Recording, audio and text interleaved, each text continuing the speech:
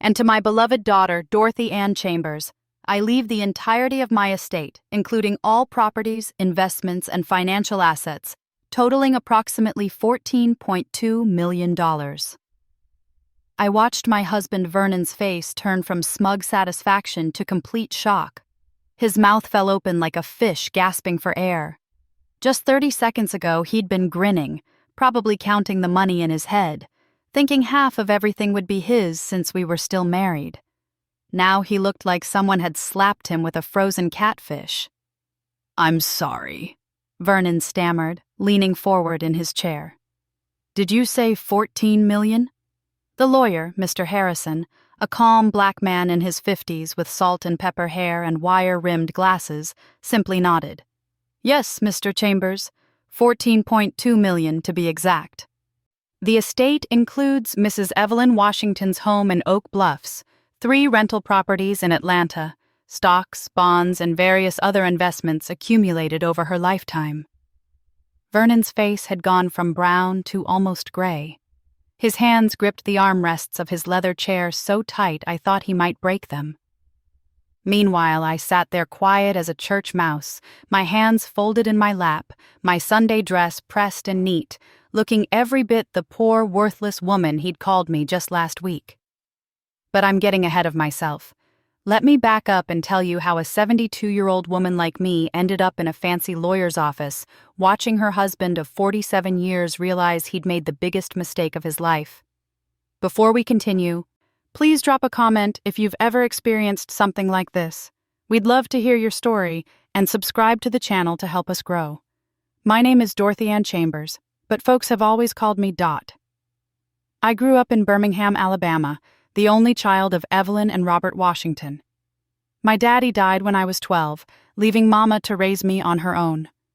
She worked as a seamstress, but what people didn't know was that my mama had a gift. She could turn $1 into 5 and 5 into 50. She was smart with money in ways I didn't understand until much, much later. I met Vernon at church when I was 25. He was handsome, had a good job at the post office, and could sing like an angel. When he smiled at me during Sunday service, I felt like the luckiest girl in the world. We got married 6 months later, and for the first few years, things were good. Real good. We had 2 children, a son and a daughter. I worked as a school secretary while Vernon moved up at the post office. We weren't rich, but we were comfortable. We went to church every Sunday, hosted fish fries in the summer, and our house was always full of laughter and love. But somewhere along the way, Vernon changed. It started small, little comments here and there. "You sure you need that dress, Dot? Seems like a waste." Or, "Maybe if you were better with money, we'd have more saved up." I brushed it off at first. Every marriage has its rough patches, right? That's what my mama always said. But then Vernon retired 15 years ago with a nice pension, and that's when things got really bad. He started spending time with a group of men from a different church. Men who had money and liked to show it off. They drove fancy cars, wore expensive watches, and talked about their wives like they were accessories, not partners. Vernon started looking at me different, like I wasn't enough anymore. "You know Gerald's wife is a lawyer," he'd say over breakfast. "Makes 6 figures. And Thomas's wife owns 3 businesses. What do you do, Dot? Answer phones and file papers." I'd retired from the school by then, living off my small pension. "I raised our children," I'd remind him quietly. "I kept this house running for 40 years. He'd just grunt and go back to his newspaper. The comments got meaner over the years. He'd mock me in front of his friends. "This is my wife, Dot. She's broke as a joke, but at least she can cook." They'd laugh, and I'd smile tight and excuse myself to the kitchen. He stopped going to our church and started attending a bigger, fancier one across town. He didn't want me coming with him. "You don't fit in with those people," he said. "They're successful. They got things. What you got, Dot? Nothing. You've always had nothing." Those words hurt worse than any slap could have. My mama watched all this happen. She lived in Martha's Vineyard by then, in a beautiful house in Oak Bluffs that I'd only visited twice. She'd moved up there 20 years ago, saying she wanted a change of scenery. I thought she was living on Social Security and savings. She was always private about money, and I never asked. That's not how I was raised. But Mama saw how Vernon treated me. During our phone calls, I'd try to hide it, but she knew. Mothers always know. "Baby girl," she'd say, her voice warm and knowing, go, "You don't have to stay where you're not valued." Mama, I took vows, for better or worse. "Worse wasn't supposed to mean someone treating you like trash," she'd reply. "You remember who you are, Dorothy Ann. You're a Washington. We don't beg for respect. We command it."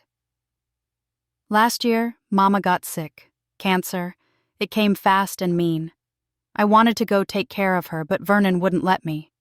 "We can't afford for you to be flying up there all the time," he said, even though he'd just bought himself a brand new Cadillac. "Your mama's got people up there. She'll be fine." She wasn't fine. She died 3 months later, alone in a hospital, and I wasn't there to hold her hand. That guilt ate me up inside. I cried for weeks, and Vernon showed no sympathy. "Stop moping around," he'd snap. "She's gone." Life goes on. I stopped sleeping in our bedroom after that, started sleeping in the guest room. Vernon didn't even notice. The lawyer called 2 weeks after Mama's funeral, said there was a will, and I needed to come to Martha's Vineyard for the reading. Vernon's ears perked up like a dog hearing a treat bag. "A will?" he said, his eyes lighting up. "Your mama had a will?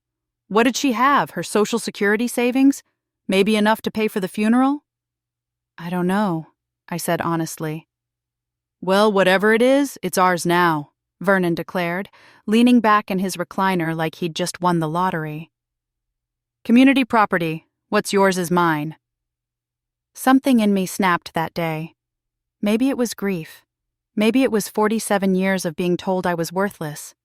Maybe it was both. "Vernon," I said, my voice steady, "I think we should get a divorce."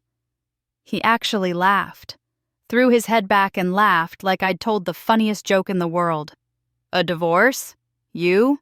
He wiped tears from his eyes. "Dot, baby, you can't afford to divorce me. You got no money, no job, nothing. Where you gonna go? What you gonna do? You need me." "Maybe I don't," I whispered. That made him angry. He stood up, walked over to where I was standing, and looked down at me with pure contempt in his eyes. "You're nothing without me," he hissed. "You understand that? Nothing. You want a divorce? Fine. But I'm taking everything. This house? Mine. The savings? Mine. Your pension? I'll get half of that too. You'll end up in some rundown apartment eating cat food. Is that what you want?" I didn't answer. I just turned and walked away.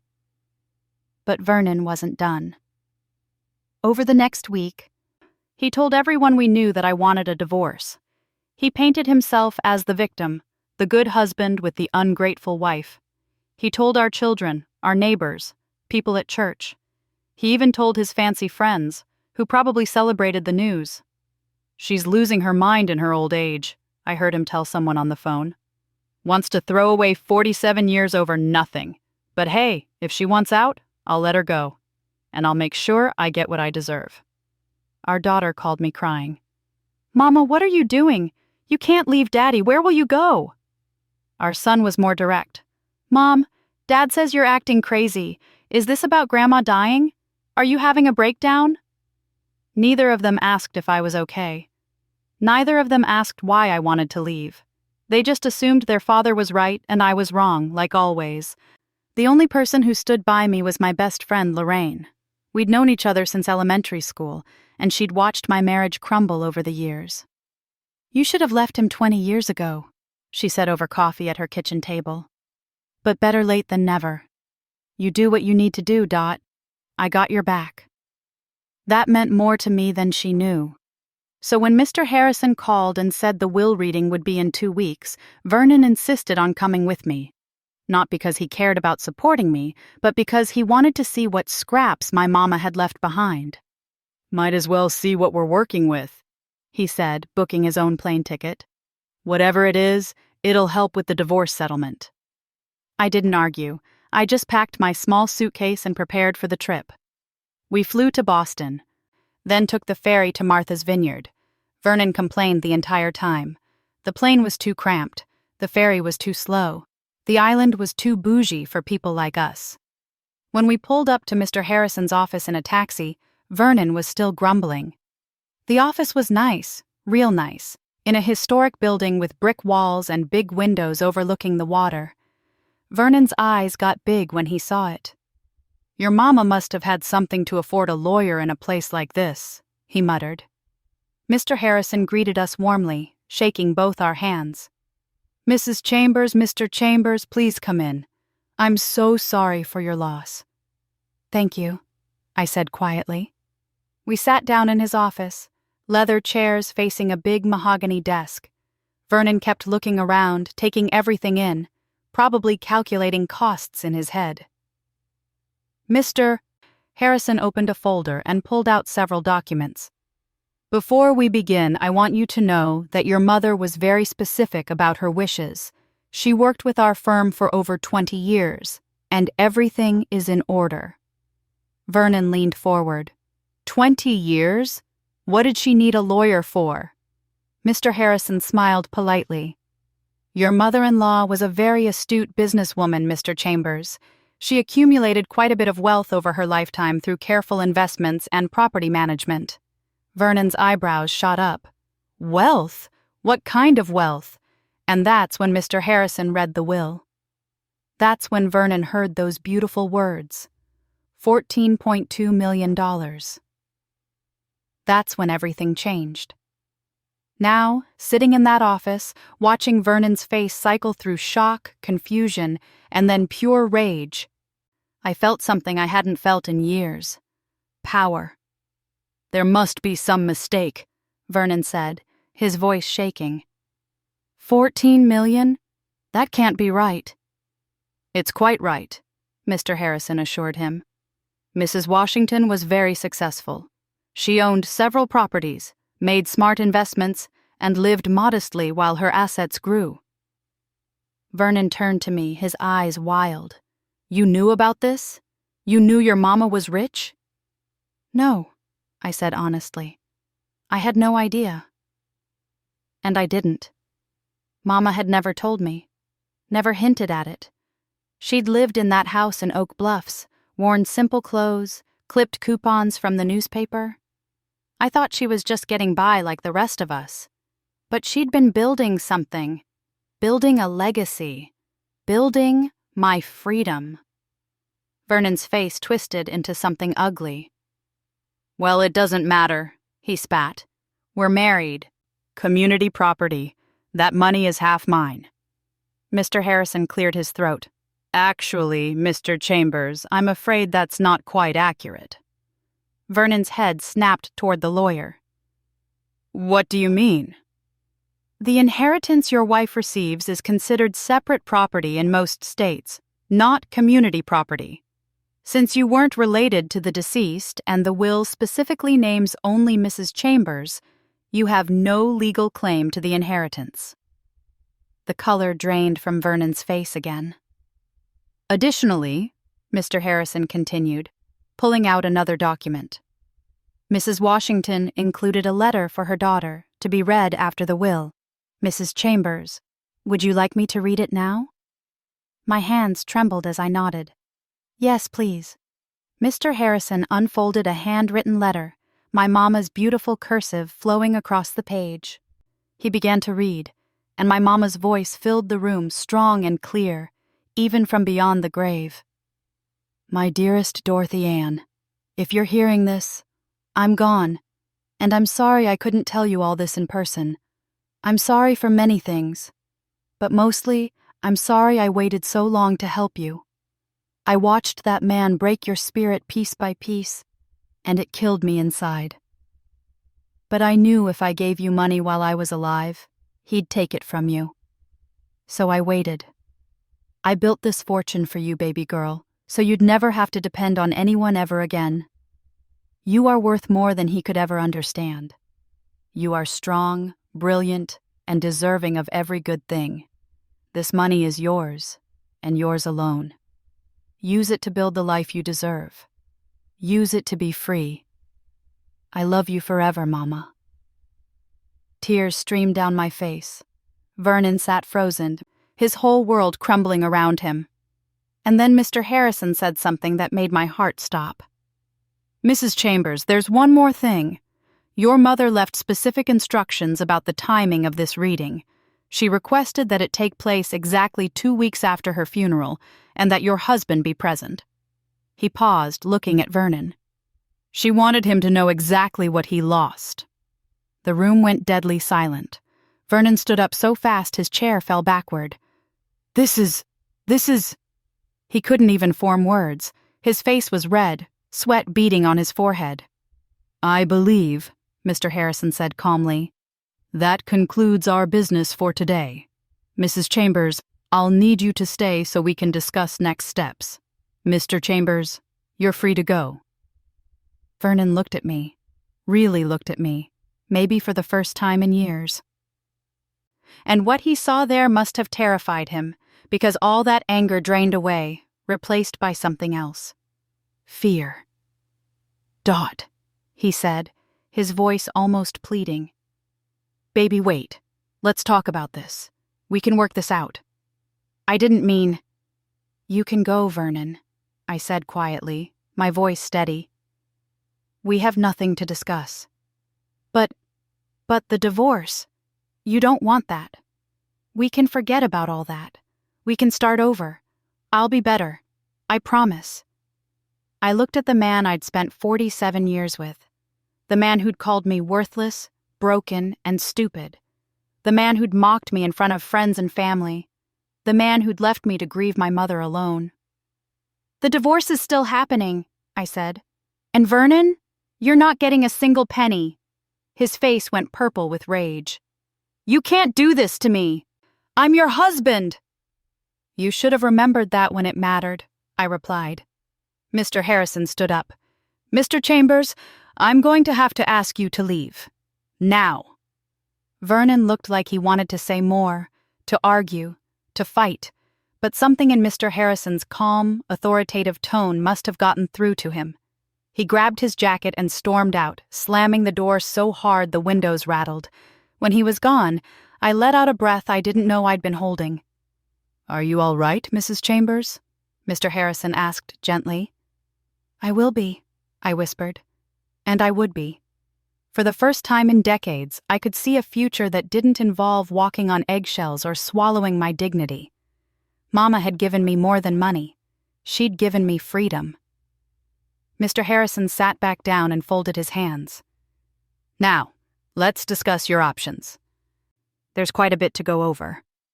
As he started explaining the properties, the investments, the accounts, I felt something warm spreading through my chest. It took me a moment to recognize what it was. Hope. But just as Mr. Harrison was pulling out property deeds and bank statements, his secretary knocked on the door. "I'm sorry to interrupt," she said, looking nervous. "But there's a woman here who says she needs to speak with Mrs. Chambers urgently. She says it's about Mrs. Washington's estate, and she says she's Mrs. Washington's business partner." My blood ran cold. Business partner? Mama never mentioned a business partner. Mr. Harrison's face showed confusion for the first time since I'd met him. "I'm not aware of any business partner. Let me check the files." He started rifling through documents while my mind raced. Who was this woman? What did she want? The secretary stepped aside and a woman walked in. She was about 50, elegant in a navy blue suit, with natural hair styled in a perfect afro. She looked successful, confident, and there was something in her eyes that made me nervous. "Mrs. Chambers," she said, extending her hand. "My name is Patricia Boone. Your mother and I worked together for 15 years, and I think there's something about your inheritance that you need to know." Mr. Harrison looked up from his papers, his face pale. "Ms. Boone, I don't see any record of—" "That's because Evelyn wanted it that way," Patricia interrupted, her voice firm. "At least until now." She pulled out a folder from her briefcase and set it on the desk. "Mrs. Chambers, Your mother's estate isn't just 14 million. There's more, much more. But there's a catch. My mouth went dry. What kind of catch? Patricia's expression was serious. The additional assets, another 12 million in offshore accounts and 2 more properties, they're contingent on something your mother wanted you to do. Something she made me promise to tell you about in person. Mr. Harrison reached for the folder, but Patricia held up her hand. Before we go any further, Patricia said, looking directly at me, I need to ask you something, Mrs. Chambers. How far are you willing to go to claim what's rightfully yours? Because your mother's conditions, they're not simple, and they involve your husband in ways you might not be prepared for. The room felt like it was spinning. $26 million? Conditions? Involving Vernon? What had Mama set in motion? And why did Patricia Boone look at me with such pity in her eyes? Patricia Boone sat down across from me and opened her folder with careful, deliberate movements. Mr. Harrison looked just as confused as I felt, which somehow made me even more nervous. If Mama's own lawyer didn't know about this, what had she been hiding? Mrs. Chambers, Patricia began, her voice gentle but firm. Your mother came to me 16 years ago. She'd just made her first big investment profit and wanted to expand her portfolio.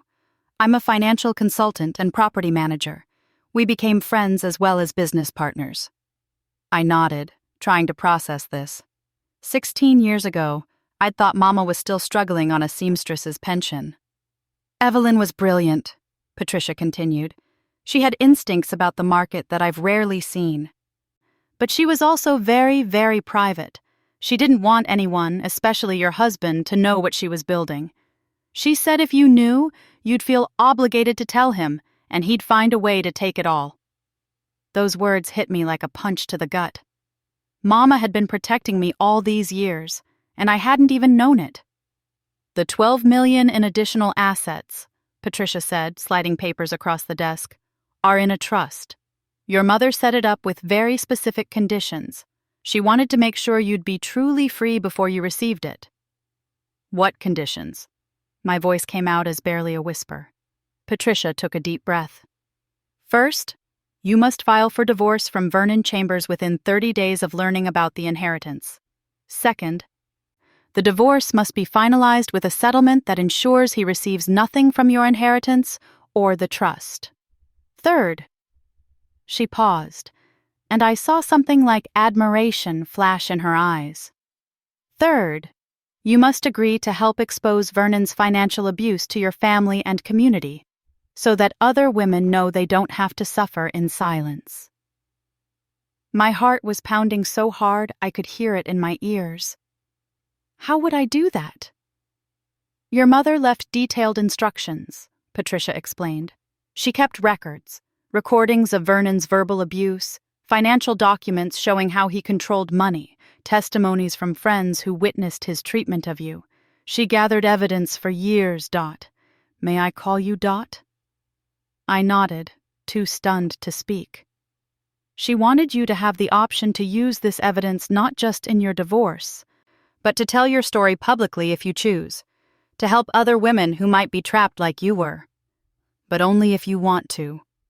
That's the condition. That you're willing to let the truth be known. Mr. Harrison cleared his throat. Ms. Boone, I'm going to need to verify all of this with my senior partners. These are significant assets that weren't disclosed in the primary will reading. Your senior partner, Robert Chen, helped Evelyn set up the trust, Patricia said calmly. He has all the documentation. She wanted the trust revealed separately to give Dot time to process the first inheritance before adding this weight to her shoulders. I sat there, my mind spinning. Mama had recorded Vernon's abuse? For years? And now she wanted me to possibly share it with the world? I don't understand, I said. Why would Mama want this public? She was always so private. Patricia's expression softened. Because in the last year of her life, Evelyn met so many women going through what you went through. Women at her church up here, women in her neighborhood, women who felt trapped and worthless. She started a small support group. Did you know that? I shook my head. tears forming in my eyes. "She did," Patricia continued. "And every time she heard their stories, she thought of you. She told me, 'My daughter is suffering, and I can't save her while I'm alive because he'll take everything I give her. But when I'm gone, I'm going to make sure she has the power to save herself, and maybe save others too.'" The tears spilled over. My mama, my sweet, quiet mama, had been planning my liberation like a general planning a battle. "You don't have to decide today," Patricia said kindly. "You have 30 days to file for divorce. That's the first condition. The rest you can think about. But Dot, I knew your mother well. This wasn't about revenge. This was about justice and healing, for you and for others." Mr. Harrison excused himself to make some calls, leaving Patricia and me alone in the office. She reached across the desk and took my hand. "I know this is overwhelming," she said, "but your mother believed in you. She saw your strength even when you couldn't see it yourself." "I don't feel strong," I admitted. "I feel scared." "Scared is okay," Patricia replied. "Scared means you're about to do something brave." We sat there for a moment in silence before Mr. Harrison returned, his expression serious. "I've confirmed everything with Mr. Chen. Ms. Boone is correct. The trust is legitimate, and the conditions are legally binding. Mrs. Chambers, you have a lot to think about." I flew back home that evening alone. Vernon had taken an earlier flight, probably to start plotting his next move. As I sat on that plane, watching the clouds drift by, I thought about everything that had happened. $26 million. Conditions for freedom. Mama's voice from beyond the grave, telling me I was worth more than I'd ever believed. When I got home, Vernon's Cadillac wasn't in the driveway. The house was dark and empty. I walked through rooms full of 47 years of memories, and for the first time, they felt like a museum of someone else's life. I called Lorraine. "Girl, where you been?" she answered. "Vernon came by here earlier looking crazy. What happened in Martha's Vineyard?" I told her everything. Every single detail. When I finished, there was silence on the other end of the line. "Lorraine?" I said. "You there?"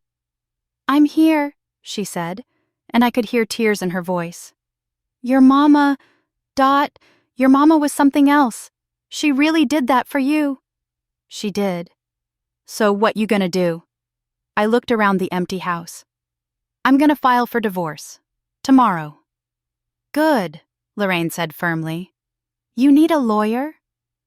"Mr. Harrison gave me some names, said he knows the best divorce attorneys in Atlanta."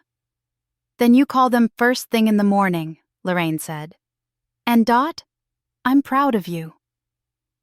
That night, I barely slept. I kept thinking about Mama's recordings, wondering what she'd captured, wondering if I had the courage to do what she wanted. The next morning, Vernon came home. He looked terrible, unshaven, wrinkled clothes, eyes red and wild. "We need to talk," he said, blocking the kitchen doorway. "There's nothing to talk about," I replied, pouring my coffee with steady hands. "I'm filing for divorce today." "You're making a mistake," Vernon said, and his voice had changed. It wasn't angry anymore. It was calculating. "Dot, baby, I've been thinking. We can work this out. I was wrong about a lot of things. I want to make it right." I turned to face him. "You want to make it right? Or you want access to my money?" His jaw clenched. "That's not fair." "Fair?" I laughed, and it felt good. "You want to talk about fair? You mocked me for 40 years, Vernon. You told everyone I was worthless. You made me believe I was nothing." "I was frustrated," he said. "With work, with life. I took it out on you and I shouldn't have. But we can fix this. We're family." "Family doesn't treat each other like that," I said. "And we're done." Something shifted in his expression. The fake kindness disappeared, replaced by cold calculation. You think you're smart now because you got some money? He said quietly. You think you can just throw away 47 years? Let me tell you something, Dot. I know lawyers too, good lawyers. And I'm going to fight this divorce with everything I got. I might not get the inheritance, but I'll get half of everything else. This house? Half mine. Your pension? Half mine. Any money you spend from that inheritance during the divorce, I'll make sure the court knows about it. You do what you need to do, I said. I'm still leaving. He stepped closer, trying to intimidate me like he had so many times before. But this time, I didn't flinch. You're going to regret this, he hissed. I'll turn our kids against you.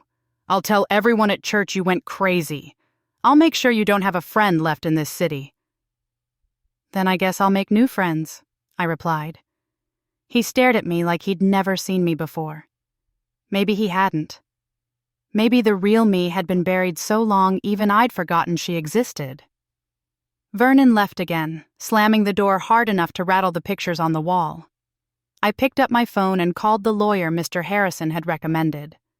Her name was Angela Reeves, and she was known for handling high-asset divorces with what one review called surgical precision. We met that afternoon at her office in downtown Atlanta. Angela was in her 40s, sharp as a tack, with natural locks pulled back in a professional bun and eyes that missed nothing. Mrs. Chambers, she said after I'd explained everything, your husband is going to fight dirty. Men like Vernon always do when they realize they're losing control. But we have something he doesn't. What's that? The truth, Angela said simply. And apparently, documentation of that truth. Your mother was very thorough. Over the next week, things escalated fast. Vernon hired Raymond Price, a lawyer known for dragging out divorces and bleeding his clients' spouses dry with legal fees. He filed an immediate motion for temporary spousal support, claiming he couldn't maintain his lifestyle without my financial contribution. Angela laughed when she saw it. He's claiming he needs your support? The audacity. But then Vernon did something I never expected. He called our children and told them I was trying to steal their inheritance. Our daughter, Brenda, called me crying. Mama, Daddy says you're hiding money from the family. He says Grandma left millions, and you're trying to keep it all for yourself. Is that true? My heart broke. Baby, your grandma left the money to me, in her will. It's not family money, it's my inheritance. But we're your family, Brenda said, and I could hear Vernon's words coming out of her mouth. Don't we deserve something? We're her grandchildren. Daddy says you're being selfish.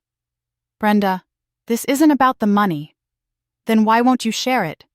She cut me off. Mama, I got bills. Jerome lost his job. We could use help. But you're divorcing Daddy and keeping millions for yourself. How is that fair? I tried to explain, but she hung up on me. Our son, Anthony, didn't even call. He sent a text. Disappointed in you, Mom. Family is supposed to take care of family. I sat in my guest room, staring at that text, feeling like my world was collapsing. Lorraine found me there an hour later, crying into my pillow. He's turned them against me, I sobbed. My own children.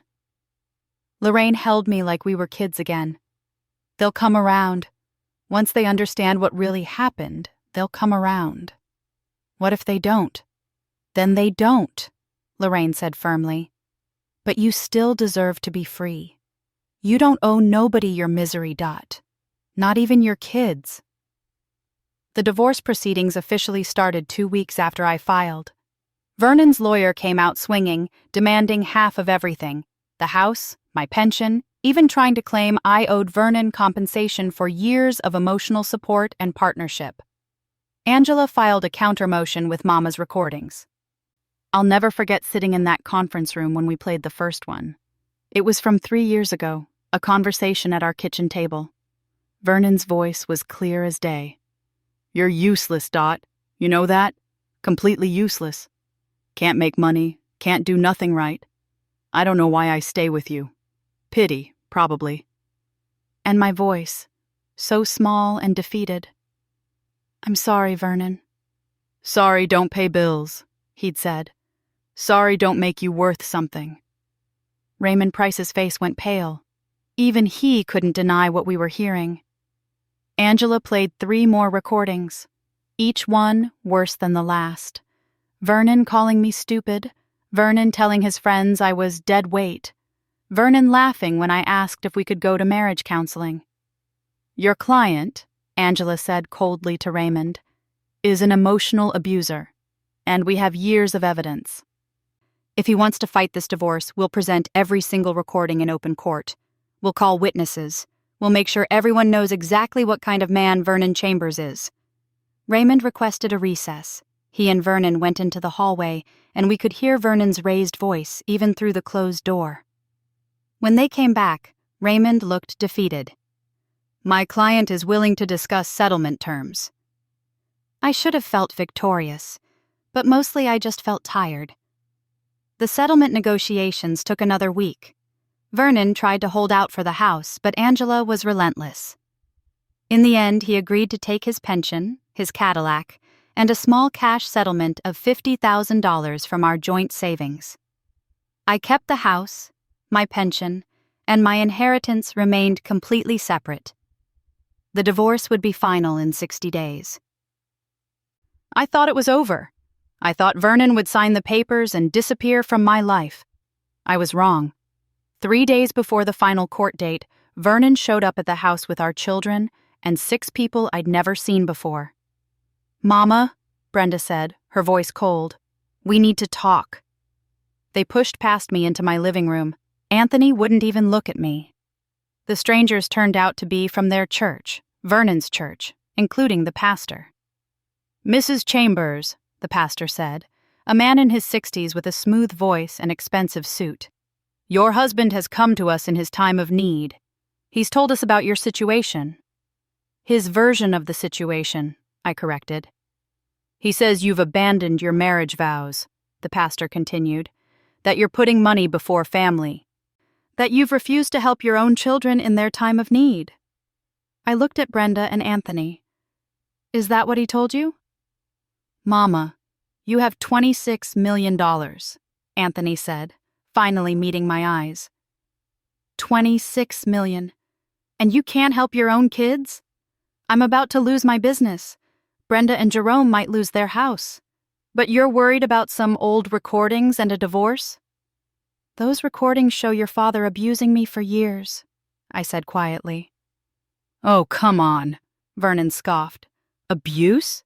I was frustrated sometimes. Every marriage has rough patches. You're blowing this out of proportion to justify stealing from your family." "The money isn't yours," I said firmly. "It was left to me by my mother." "And where was your mother when we were raising these kids?" Vernon shot back. "I was there, working every day, providing for this family. Your mama showed up twice a year with cheap gifts, and suddenly she's a saint because she died rich?" The pastor held up his hand. "Perhaps we can find a compromise. Mrs. Chambers, would you be willing to help your children financially, as a gesture of Christian charity?" I looked at Brenda and Anthony, really looked at them. They were in their 40s now, grown adults with their own families. And they were looking at me the same way Vernon always had, like I was an ATM machine instead of a person. "Did either of you ask why I'm divorcing your father?" I asked. They exchanged glances but didn't answer. "Did you ask about the recordings? Did you listen to them? Did you ask about how he treated me?" "Mama, that's between you and Daddy," Brenda said. "We're talking about family responsibility right now." And there it was. Vernon had raised them well. In their eyes, my feelings didn't matter, my pain didn't matter. Only money mattered. "I think you all need to leave," I said. "Mama," Anthony started. "Now," I said, my voice stronger than it had ever been. The pastor looked disappointed. Vernon looked triumphant, like this was exactly the reaction he'd wanted. "You're making a mistake, Dot," he said as they headed for the door. "You're choosing money over family." "No," I replied. I'm choosing myself for once. There's a difference. After they left, I called Angela and told her what happened. We need to move up the court date, she said immediately. Vernon's trying to manipulate you through your children. That's a sign he's getting desperate. Can we do that? I'll file an emergency motion. If the judge approves, we could finalize this in 72 hours. 2 days later, Angela called with news. We got the emergency hearing, tomorrow at 10 a.m. This is it. After tomorrow, you're free. I could barely sleep that night. I kept thinking about Mama, about her recordings, about the conditions of the trust. I'd filed for divorce like she wanted, but was I brave enough to do the rest? The next morning, I put on my best dress, a purple one Mama had sent me 2 birthdays ago that I'd never worn because Vernon said it was too loud. I did my hair, put on lipstick, and looked at myself in the mirror. I looked like my mother, strong, unbreakable, free. Lorraine drove me to the courthouse. Angela met us outside, looking confident in a sharp gray suit. You ready? She asked. I'm ready. We walked into the courtroom together. Vernon was already there with Raymond, looking smug. Brenda and Anthony sat in the gallery behind him. The judge, an older black woman named Judge Patricia Stone, reviewed the settlement papers with careful attention. Mr. Chambers, she said, looking over her glasses at Vernon. You agree to these terms? Raymond nudged him. Vernon's jaw was clenched so tight I thought his teeth might break. Yes, Your Honor, he finally said. And Mrs. Chambers, you agree to these terms? Yes, Your Honor, Judge Stone nodded. Then by the power vested in me by the state of Georgia, I hereby grant this divorce. The marriage between Vernon Chambers and Dorothy Ann Chambers is dissolved effective immediately. It was over, just like that. 47 years ended with a gavel strike. I felt like I could breathe for the first time in decades. We were filing out of the courtroom when Vernon grabbed my arm. This isn't over, he hissed. You think you won? You've lost everything that matters. Your kids hate you. Everyone at church thinks you're selfish. You're going to die alone, Alone and miserable. I pulled my arm away and looked him straight in the eye. I'd rather be alone than with you, I said. His face went purple, but before he could respond, courthouse security stepped between us. Outside, Lorraine hugged me so tight I thought my ribs might crack. You did it, she squealed. You're free! Angela shook my hand. Congratulations, Mrs. Chambers. Or should I say, Miss Washington? You can take your maiden name back now if you want. Miss Washington. Dorothy Washington. That sounded right. We went to lunch to celebrate. Me, Lorraine, and Angela at a nice restaurant downtown. For the first time in years, I ordered exactly what I wanted without checking the price or worrying about someone's comments. I laughed. I relaxed. I felt alive. But when I got home that evening, there was a car in my driveway I didn't recognize. A woman stood on my porch holding a folder. Dorothy Washington? She asked. Yes? She handed me the folder. You've been served. Civil suit filed by Vernon Chambers and your children, Brenda Chambers and Anthony Chambers, contesting Evelyn Washington's will on the grounds of undue influence and diminished capacity. My blood ran cold. They're suing you for the inheritance, the woman said flatly. Court date is in 4 weeks. She left, and I stood there on my porch, holding papers that meant my family, my own children, were trying to take away everything Mama had left me. Inside the folder was a note in Vernon's handwriting. Told you this wasn't over. See you in court. I called Angela immediately. She answered on the first ring. I just heard, she said, and I could hear the anger in her voice. Vernon filed the suit this morning, right after the divorce was finalized. He added your children as co-plaintiffs to make it look more legitimate. Can they do this? My hands were shaking so badly I could barely hold the phone. They can file whatever they want, Angela said. But winning is another story. Your mother's will is airtight. She was evaluated by 2 psychiatrists in the last year of her life. Both confirmed she was of sound mind. There's no evidence of undue influence. You didn't even know about the money until after she died. Then why are they doing this? Because Vernon is desperate and vindictive, Angela replied. And because he's convinced your children they deserve that money. This is a scare tactic. He's hoping you'll settle out of court to avoid the public spectacle.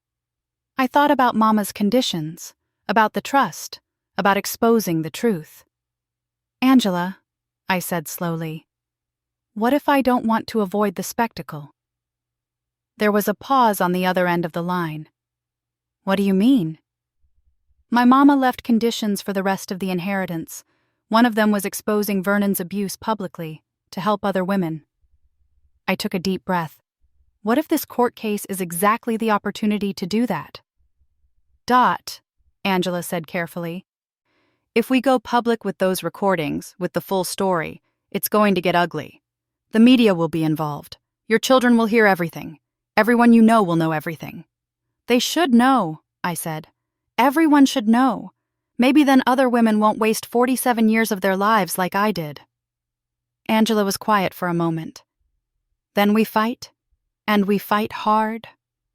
The next morning, I called Patricia Boone and told her I was ready to fulfill Mama's conditions. She flew to Atlanta 2 days later. Your mother would be so proud of you, Patricia said as we sat in my living room, surrounded by boxes of evidence Mama had compiled. She hoped you'd be brave enough for this, but she wasn't sure. She said you'd been beaten down for so long, you might not remember how to stand up. I remember now, I said. Patricia opened her laptop. I've been in touch with several journalists who specialize in stories about financial abuse and elder abuse. There's also a producer from a major network who's interested in your story. But Dot, you need to understand, once this goes public, there's no taking it back. I don't want to take it back, I said firmly. We spent the next week preparing. Angela worked on the legal strategy while Patricia coordinated with the media. Lorraine helped me sort through Mama's evidence. There was so much of it. Letters, recordings, financial documents showing how Vernon had controlled every penny. Testimonies from neighbors who'd heard him belittle me. Even a journal Mama had kept, documenting every time I'd called her crying. Your Mama loved you so much, Lorraine said, tears streaming down her face as she read the journal. Listen to this. Dorothy called today. Vernon told her she was stupid in front of their dinner guests. I could hear the pain in her voice. I wanted to drive down there and give him a piece of my mind, but I know that would only make things worse for her. So instead, I'm building her an escape. Brick by brick, dollar by dollar. He won't break my baby forever. I sobbed. Mama had seen everything, known everything, and had quietly built me a lifeline. 2 weeks before the court date, the first article dropped. It was in the Atlanta Journal-Constitution, titled, Local Woman Inherits Millions, Exposes Decades of Financial and Emotional Abuse. The response was immediate and overwhelming. My phone rang nonstop. People from church, my old church, the one I'd attended before Vernon left, called to say they'd witnessed his behavior over the years and wished they'd spoken up. Women I barely knew reached out to share their own stories of abuse. A domestic violence organization asked if I'd speak at their next event. But there were negative reactions, too. Vernon gave his own interview, painting himself as the victim. I provided for that woman for 47 years, he told a reporter. I worked hard, gave her a good life. Now she's trying to destroy my reputation because she's bitter about the divorce. Brenda and Anthony released a joint statement supporting their father and accusing me of airing private family matters for attention and sympathy. That hurt worse than anything Vernon could say. But then something unexpected happened. My granddaughter, Brenda's daughter Kayla, reached out. She was 23, a recent college graduate, and I hadn't heard from her since the divorce. Grandma, she said when I answered, can we meet? Just the two of us? We met at a coffee shop near her apartment. Kayla looked like Brenda but had something different in her eyes. Curiosity, not judgment. I read the article, she said, and I listened to the recordings that were released online. Grandma, I had no idea. Your parents didn't tell you? They told me you went crazy with grief and were making up stories about Grandpa to justify keeping the money. Kayla's voice cracked. But those recordings, that's Grandpa's voice. That's really how he talked to you? I nodded. For how long? A very long time, baby. Kayla started crying. I'm so sorry. I'm so sorry we didn't protect you. I'm so sorry Mom and Dad are... She couldn't finish. I reached across the table and took her hand. You didn't know. You were just a child.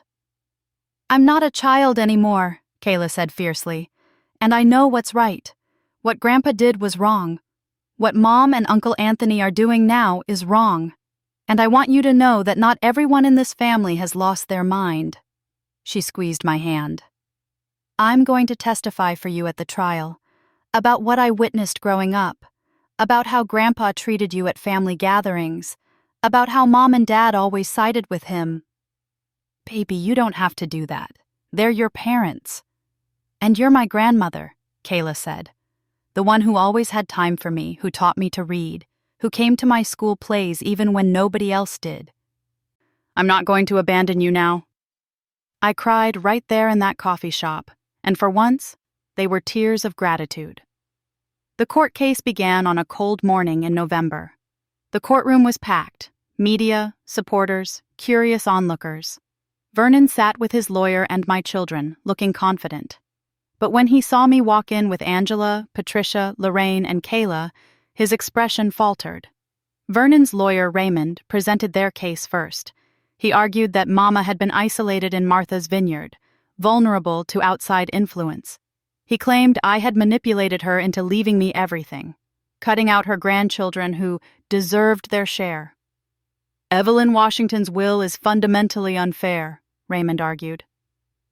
It punishes innocent grandchildren to benefit a daughter who barely visited her in the last years of her life. That was a low blow, and it landed. I felt the courtroom's eyes on me, judging. But then Angela stood up for our turn. Your Honor, may I present evidence of why Mrs. Evelyn Washington wrote her will exactly as she did? She played the recordings. Not just the ones from the divorce proceedings, but new ones the court hadn't heard. Mama had recorded phone calls between us where I'd cry about Vernon's treatment. She'd recorded me making excuses for why I couldn't visit, always because Vernon wouldn't allow it or wouldn't give me money for the trip. In one devastating recording from 2 years ago, I told Mama I'd sold my grandmother's wedding ring, the only valuable thing I owned, because Vernon said we needed money for house repairs. Then, in the background, you could hear Vernon talking on the phone, laughing about the new golf clubs he'd just bought. The courtroom was silent except for the sound of my voice on the recording, broken and defeated. Angela called witness after witness. Church members who'd seen Vernon mock me, neighbors who'd heard him yelling, my old co-worker from the school who testified that I used to come to work with red eyes from crying. Then Kayla took the stand.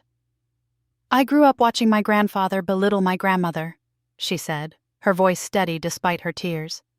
At every holiday, every family gathering, he'd make comments about how she was stupid or useless, and everyone would laugh like it was a joke. But it wasn't a joke. You could see it in her eyes. She believed what he said about her. Raymond tried to discredit her. Isn't it true that your grandmother has promised you money if you testify for her? She hasn't promised me anything, Kayla shot back. I'm here because it's the right thing to do. Something the rest of my family forgot about. The judge, a stern-looking woman in her 60s named Judge Martha Coleman, seemed moved by Kayla's testimony. But the moment that changed everything came when Angela called Patricia Boone to the stand. Patricia explained how she'd met Mama, how they'd built the estate together, and most importantly, why Mama had been so strategic about the timing and structure of her will. Mrs. Washington told me repeatedly that she didn't want her daughter to suffer anymore, Patricia testified. She said, "My Dorothy has sacrificed herself for that man for too long. When I die, I'm going to make sure she has everything she needs to finally be free. And if he tries to take it from her, well, we'll have prepared for that too." Angela pulled out a document. Ms. Boone, did Mrs. Washington leave any other statements about her intentions? Yes, Patricia said. She left a video recording, made 6 months before she died, with 2 witnesses and her lawyer present. She was very clear about her mental state and her wishes. Angela set up a screen, and suddenly, Mama's face appeared. The courtroom gasped. She looked frail but sharp, her eyes bright and knowing. "My name is Evelyn Washington," Mama said on the video, her voice strong. "I am 78 years old, and I am of sound mind. I'm making this recording because I know that after I die, there are people who will try to take away what I'm leaving to my daughter. So I want to be very clear about my intentions." She looked directly into the camera, and it felt like she was looking at all of us. "I am leaving everything to Dorothy because she earned it, not through work or investment, but through survival. She survived a marriage that tried to break her spirit. She survived a man who told her every day that she was worthless. And she did it with grace and dignity that I could barely stand to watch, because I knew how much it was costing her." Mama's voice got stronger.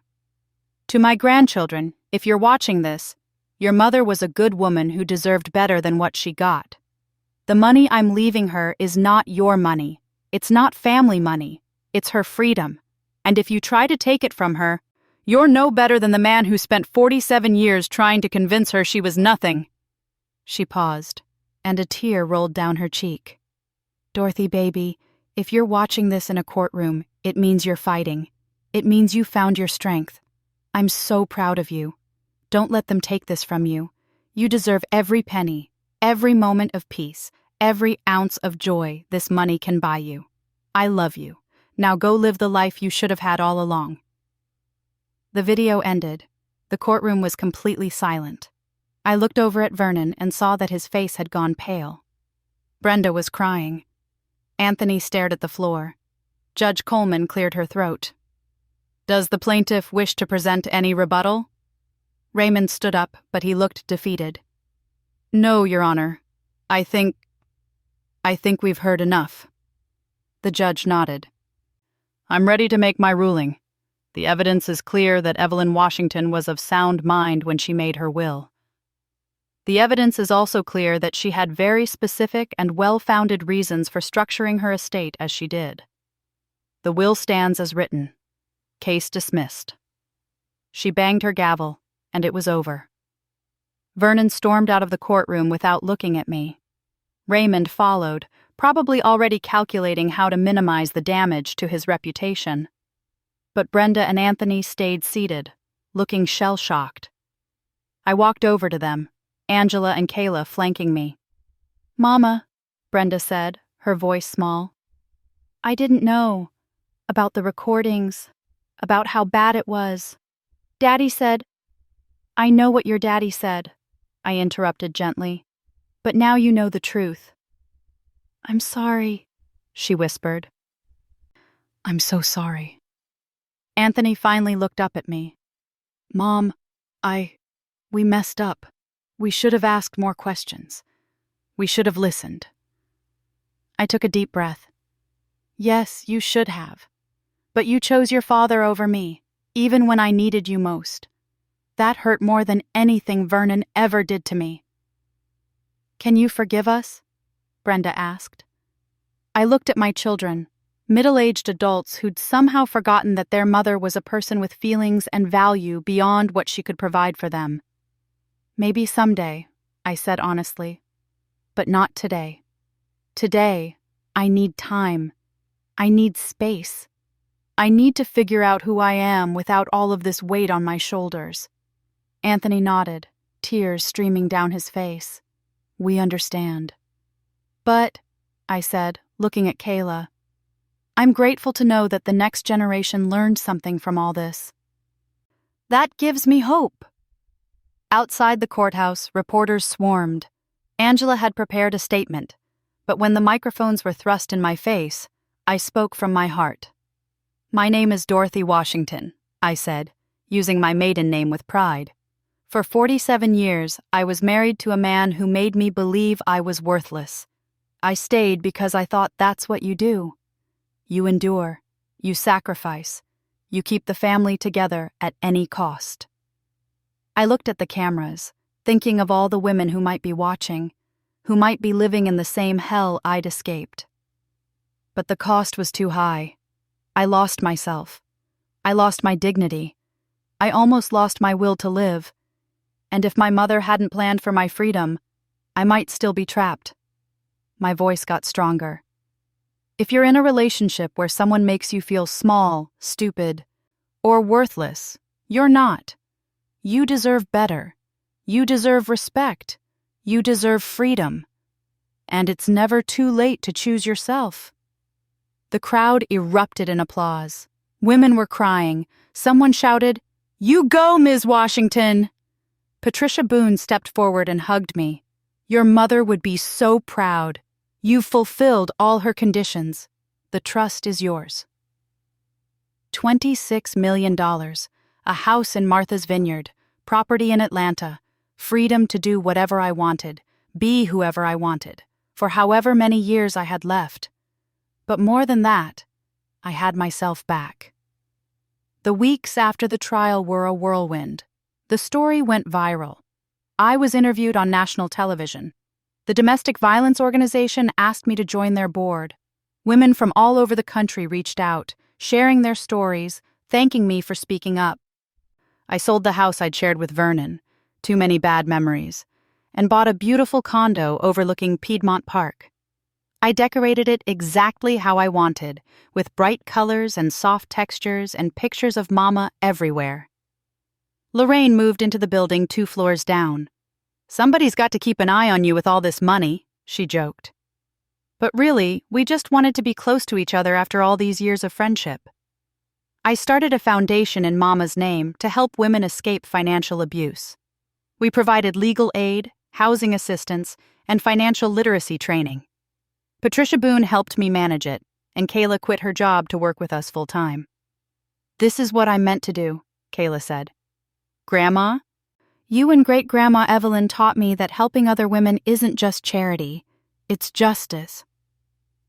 6 months after the trial, I got a letter from Vernon. It was short. "I've had time to think about everything. I was wrong. About a lot of things.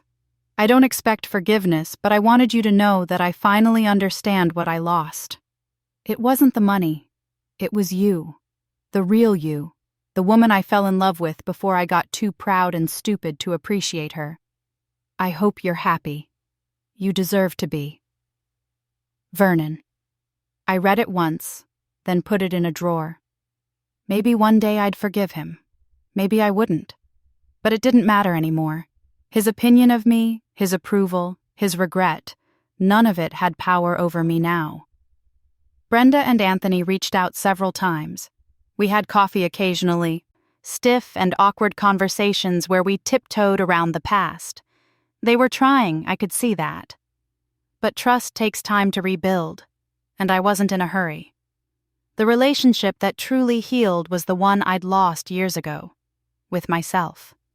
I took art classes, traveled to Paris, something I'd always dreamed of. Joined a book club at my new church where the pastor was a woman and the congregation felt like family. I laughed more in those months than I had in decades. 1 year after Mama died, I returned to Martha's Vineyard. I stood in her house, my house now, and looked out at the ocean. "I did it, Mama," I whispered. "I'm free. I'm finally free." The wind picked up, warm and gentle, and I swear I felt her there with me, proud and peaceful. I thought about the scared woman who'd sat in Mr. Harrison's office just a year ago, discovering she had $14 million and no idea what to do with it. That woman was gone.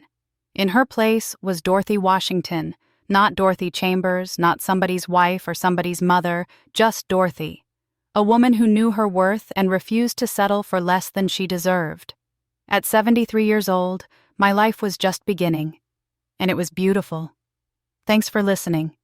Don't forget to subscribe and feel free to share your story in the comments. Your voice matters.